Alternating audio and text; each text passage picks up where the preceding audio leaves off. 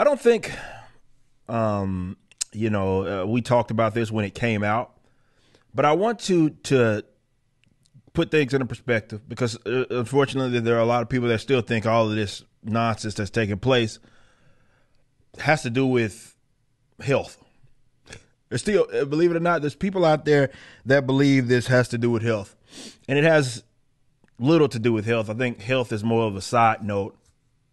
The reaction doesn't match up with what the virus itself in terms of its impact. And we've watched a bunch of destruction happen in all facets of life, different people's lives because of this.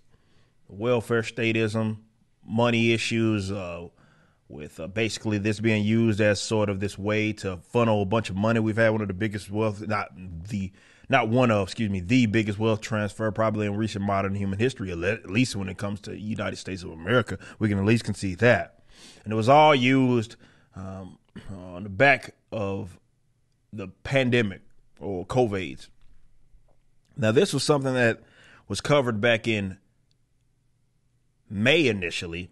I don't think I did a video about it, but I want to bring it back home because it's still relevant.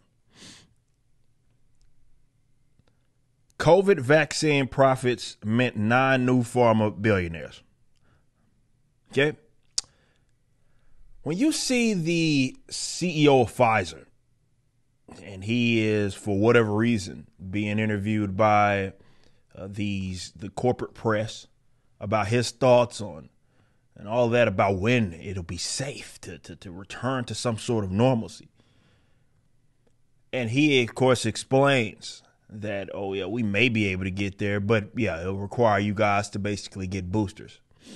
Now, to the person who has bought into the fear-mongering, or worse, they just want this to be true so bad that this is like this apocalyptic virus. To those people, they will act like, okay, that means something, without actually looking at what the hell that is, what's being said here or discussed. What you have is someone acting in their own self-interest. And by own self-interest, I mean, of course, the business that he is the chief executive officer for. It is, of course, beneficial to their bottom line in the event that you guys continue to get jabbed. The more that is promoted as this thing that needs to be done, the people that benefit from that are like the Pfizers of the world. That's not my opinion. This isn't me even suggesting that as a symptom mitigator, the vaccine doesn't do that. This isn't me even saying that. I'm just giving you the facts of the matter. It is in the CEO of Pfizer, his interest, his best interest, and company's best interest to perpetuate the idea that you need to get it. That benefits him. Okay? Opinions aside, what the hell else was he going to say? What else was he going to say?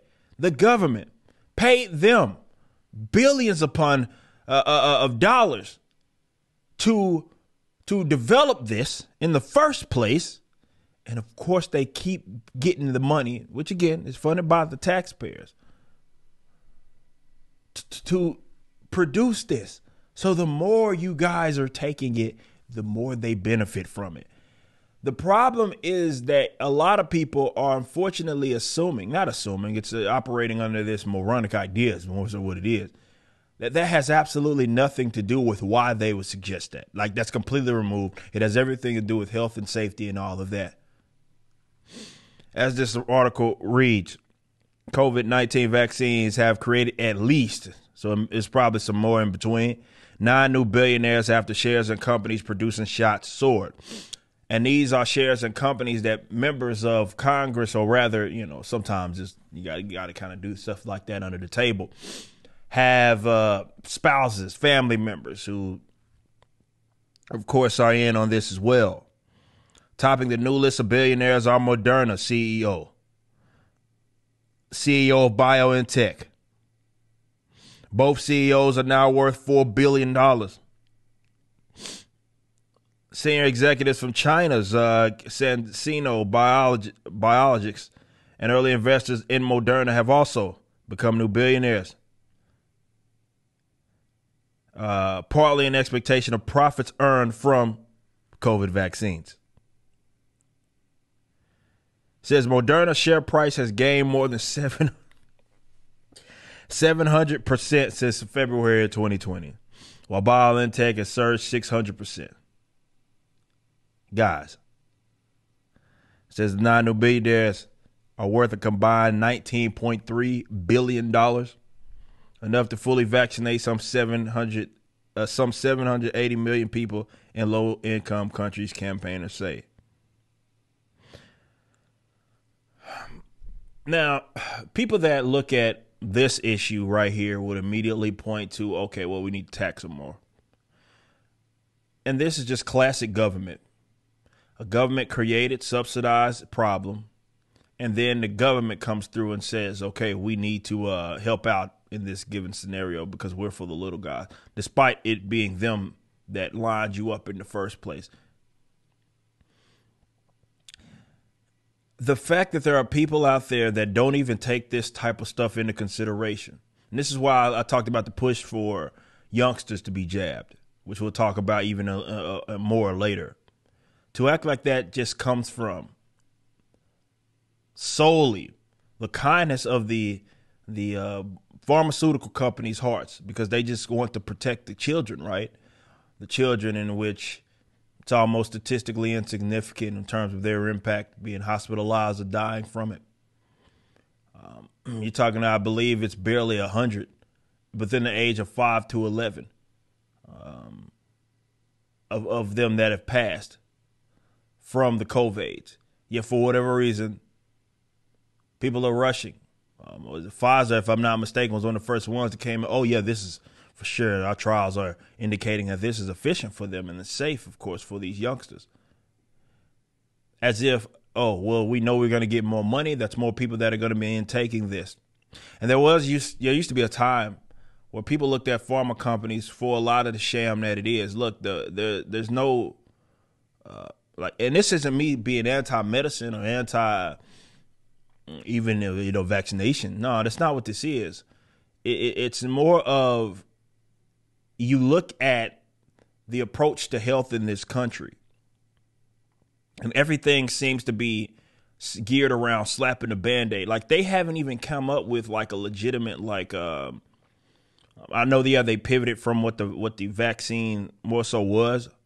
CDC early on, of course, said according to their data that people weren't getting it, and weren't getting sick until she had to come out and say, this is Dr. Rochelle Walensky back in August, came back out and said, okay, yeah, now we know it doesn't stop transmission.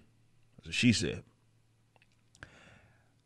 So looking at that, and then you look at the reaction and policy and how they lead with that and how it just doesn't make any sense. And the only people that seem to benefit from this continued sham, and the sham I'm referencing is that, look, the reality of it is this. It has a 99% survival rate that is on the WHO that even has conceded exactly that. It's on their bulletin. You don't have to take my word for anything. They pretend, though, that like that's not a thing. You once thought pharmaceutical companies were evil in a lot of cases, which you would have been correct. They sell you medicine to get addicted to, which does nothing to benefit them. Alternatives that don't require lining up their pockets, they don't even produce those. There has not been a leading effort at all by way of governments really around the entire world trying to encourage you to work out, watch your intake in terms of what you're eating, which will help you and aid you in the event that you do catch COVID, considering that we know that the majority of a lot of the hospitalizations are coming from obese people. Had they been leading a charge on encouraging you to work out, probably would have saved more lives mandating, exercise. But that was never an option. Instead, it was slap a Band-Aid on it, take the injection. It's the only way. I'm just saying. 9 new billionaires. CEO of Pfizer's going around talking much about this, and you still think this is just solely about health, as if none of these pharmaceutical companies that you once would demonize have any other interest in mind. I'm a capitalist at the end of the day. I'm for free and voluntary exchange, and that's what capitalism is. It ain't government subsidized money or money stolen from people, which is taxes, to then subsidize somebody's effort, which is exactly what we get in medicine. It's one of, if not the most heavily regulated market in this country. And when you look at the last year and some change, you see exactly how that is the case. That ain't what it is that I advocate.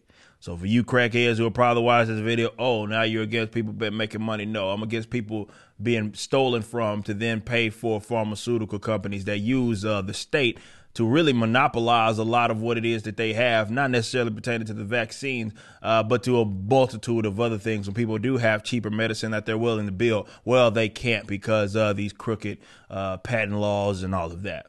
We've talked about that many of times.